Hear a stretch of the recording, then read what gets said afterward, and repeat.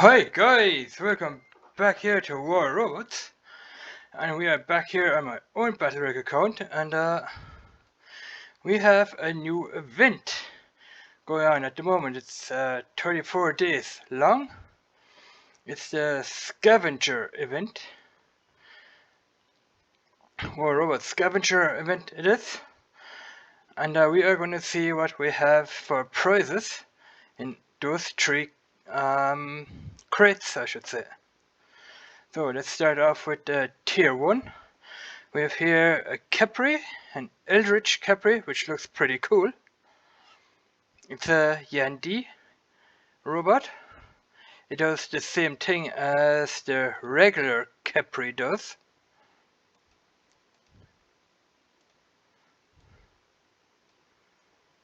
Although that Eldritch Capri has more XP, or HP I should say. 134,000 here, or 135,000 compared to the regular Capri, which only has 122,000 XP.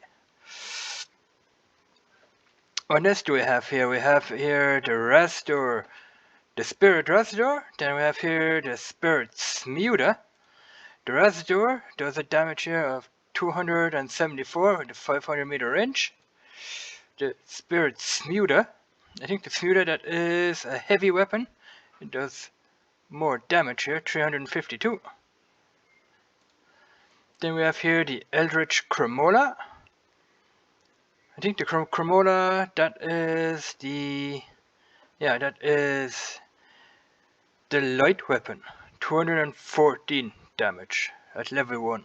That's the light weapon. Then we have here the regular Rastor, the regular Smuta, the regular Cremola, Repair Amplifier. I already have one of them on my robot. I don't know where it is now. I think it's on my Siren here. Yeah, the Repair Amplifier and the Nuclear Amplifier. Alright, brilliant. Let's go back in here. What else do we have? We have here Misaki and Punchy. That is a Capri pilot, so if you're lucky and if you win an Eldritch Capri, here you can use Misaki and the Punchy pilot for your Eldritch Capri. I think that pilot is very good for the Eldritch Capri. So I see while your ability is active, Capri is immune to freeze, suppression, and lockdown. So you might want to use Misaki and Punchy for your Eldritch Capri here. I mean the pilot here. Then we have here the Kabuto paint job for the Capri. I still need one of them. For my Capri, we have Capri parts, component parts, Cremolas, Muta. Yeah, those are all parts that you can win to be able to build your Capri or your weapons a slight bit faster. Then we have here coins. We have the gold coins and silver coins, or tokens here, I should say. Alright, let's have a look at the second tier. Let's see what we have in here. We have here the Skyros, the hammer, the mace, and the cudgel. Now, you still can use these three weapons on the test server. And those weapons are made for the Skyros. So if you're lucky to win a Skyros, you can use the hammer, the mace, and the cudgel here. The hammer, that is probably a heavy weapon, I think. Or is it the mace? No, the mace, the cudgel. Yeah, the cudgel is a light weapon because it does less damage, 1182. The mace is the middle range weapon, the mid-size weapon here at 1690. And the hammer is the heavy weapon because it does more damage here, 2253 damage. And you can use these three weapons here for your Skyros. If you already have those three weapons and it's Skyros, then you're pretty lucky because then you can use these three items here to battle on your battlefield against your enemies, guys. Then we have here the Thesis Pilot. The Thesis Pilot, he's responsible for the Skyros. The defense of Skyros in ball form are immune to defense mitigation. So if you roll up into a ball, then it's very, very hard for the enemy to take HP away from you. Because if you're rolled into a ball, then you're less likely to lose damage than as if you were on your legs there, I think. So we have here the Roberto Burroughs pilot, who's here. He's also responsible for the Scaras. It says here, when switching to attack mode, Scaras activates the suppression effect, reducing the outgoing damage of all enemies within 100 meters. Alright, brilliant. So when you're in an attack mode,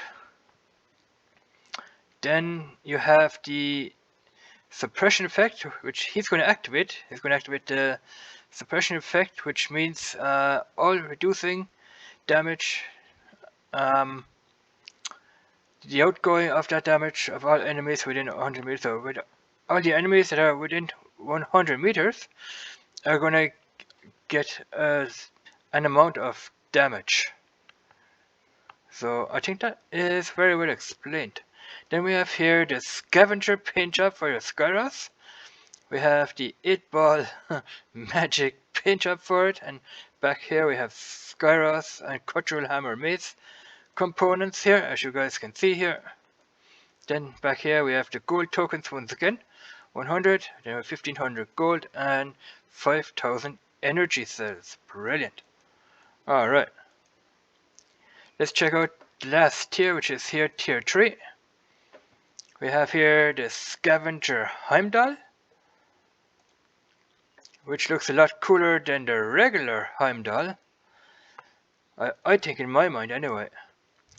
The malfunctional Titan produced by Evolife. So that would be an Evolife Titan. Depending on the mode, it can either repair allies or increase their damage. So that Heimdall has two abilities. It can either repair an ally or it can increase their damage. That means your ally's outcoming damage of the weapon. So if your ally fires at an enemy, you can increase your ally's weapon damage and he can do more damage to his enemy that way. So we have here the shapeshift, which means if you shapeshift, it can fire rockets, I think. The Titan switches between two modes. Repair mode, it moves faster and repairs all allies. Attack mode, the Titan increases the damage of nearby allies. Yeah, you can fire rockets as well, you know. If you do this special move, you can fire rockets at your enemies. I think the range here is somewhere, I think 250 meter range or something like that. No, it's 600 meters. The range of the built-in weapons. That is what I'm talking about, the rockets. The built-in weapon here, 600 meter range. Those rockets can hit your enemy. Speed bonus here, 20%. Cooldown of the ability is what that means here, 10 seconds, and the duration is 5 seconds. So the duration of the built-in weapons here, you have 5 seconds to fire your rockets before the cooldown starts. Great damage, yes. I think the great damage is done by the Dazzlers and the Lantern here. Where are they? Here the Scavenger Lantern, Dazzler. We have here the regular Lantern and the regular Dazzler. Just compare the two here. We're going to see what the Scavenger Lantern damage output is. 657. The regular Lantern, yeah, they just look different, but they do the same amount of damage, have the same amount of range, duration, reload time, and what have you. It just looks cooler, I think. Limited edition weapon here, auxiliary energy weapon that strikes an enemy specially concentrated laser beam that blinds the target. Yeah, that's what I'm talking about.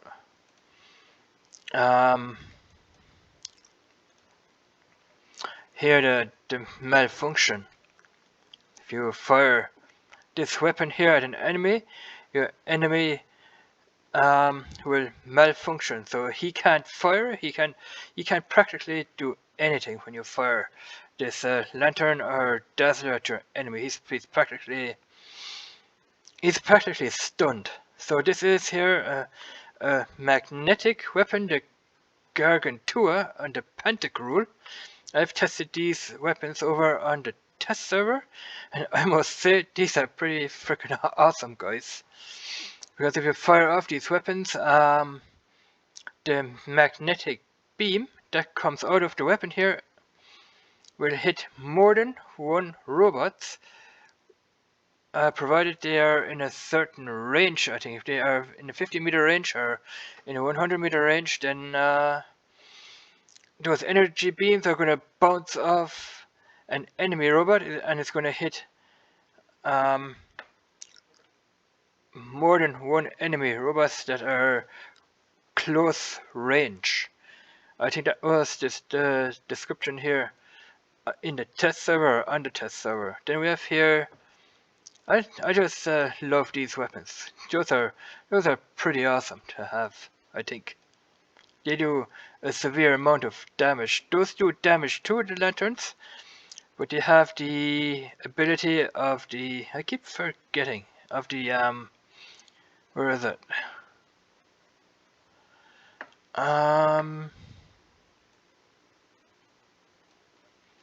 They have the ability of the malfunction to shut your robot down for a couple of seconds. He can't do anything. He would be immune to that. So the Northlight components, that is the new spaceship which is out.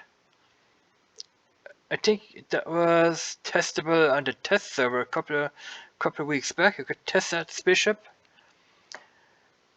The Aurora Borealis. After a small delay, the ship shoots an orbital beam, repairing the robot and all allies in a small radius. Durability points that exceed the robot's maximum durability are transformed into an Aegis shield.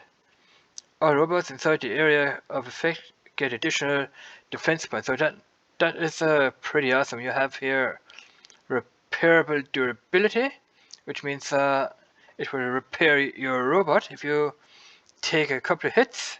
125,000 is going to be the repairable durability which your spaceship is going to give it to your robot.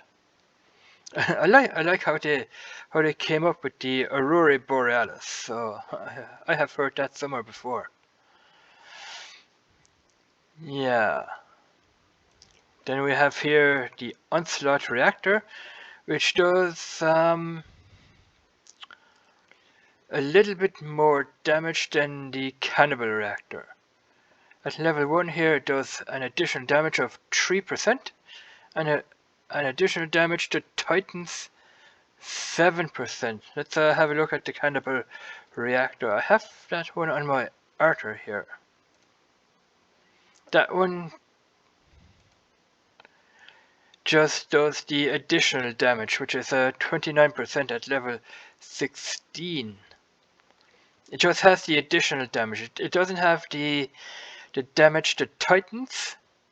It just has the additional damage, whereas the Onslaught Reactor here has the extra ability, which is here the additional damage to Titans. I just have that one on the Cannibal Reactor, but this one here, like I said, has that as well, which is pretty good to have.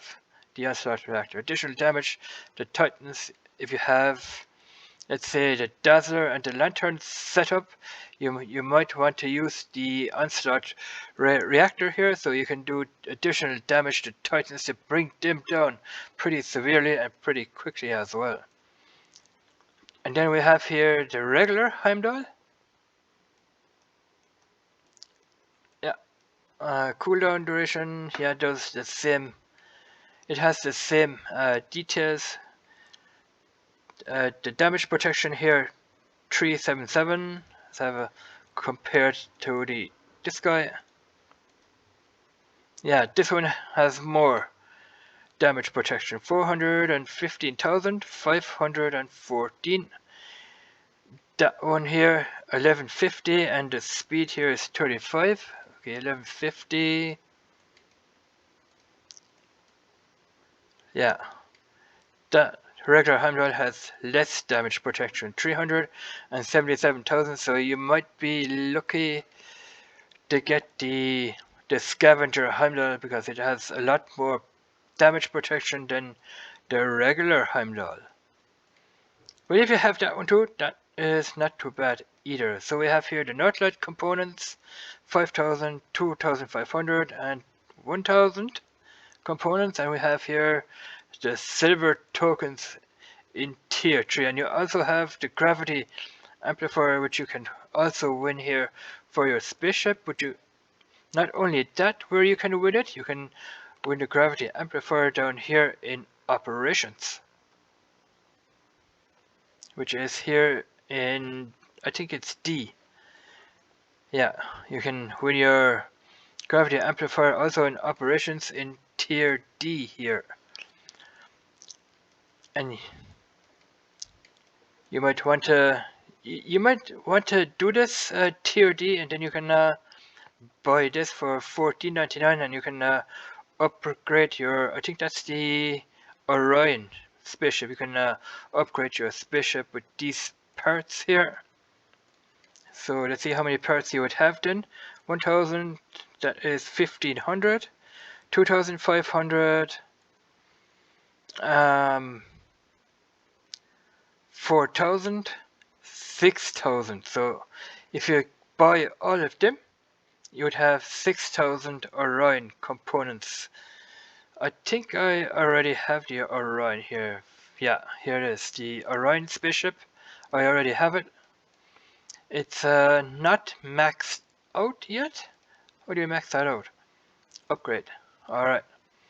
So 6,000 components here would come in handy here to upgrade my Orion a little bit more. I wonder, do they tell you what level your spaceship is on? No, it doesn't. It does here. Level 40 it is.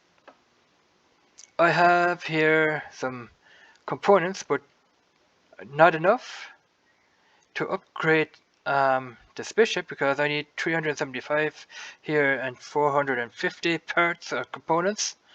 And I think once that spaceship is upgraded, is maxed out, then you can do a lot more damage, and you can heal your robots a lot quicker. Even you can give them the Aegis shield. It depends what kind of module or weapon you have on your spaceship.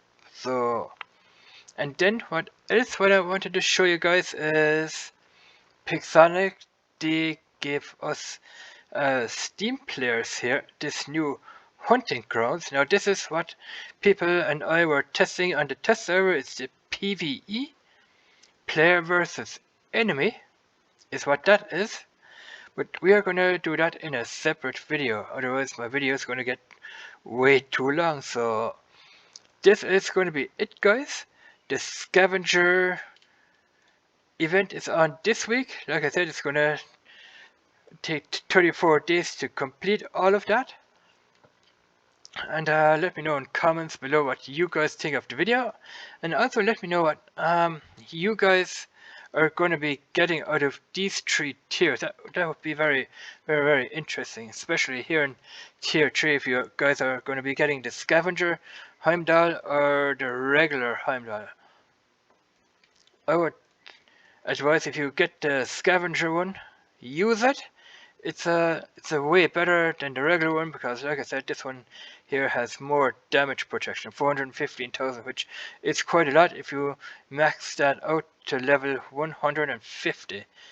And I would advise you to put on the Gargantua weapons and the Pantacruel weapons, because those are pretty awesome. They're slightly a bit better than the Scavenger Lantern and the Dazzlers, although they have here,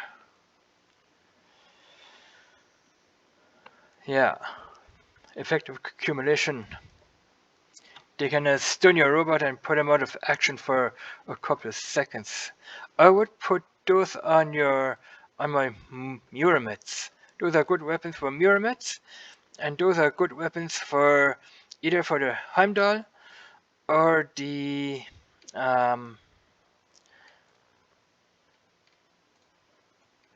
the Sharanga. You can even put them under Sharanga. I've seen people put the Pentacruel weapons on the Sharanga and they are pretty damn awesome. So, thanks for watching, guys. Subscribe to my channel, watch the videos, and you can also share my channel around to other people so I can get more subscribers and start doing Warrobots giveaways for you guys. So, bye bye, and we will see you in another one.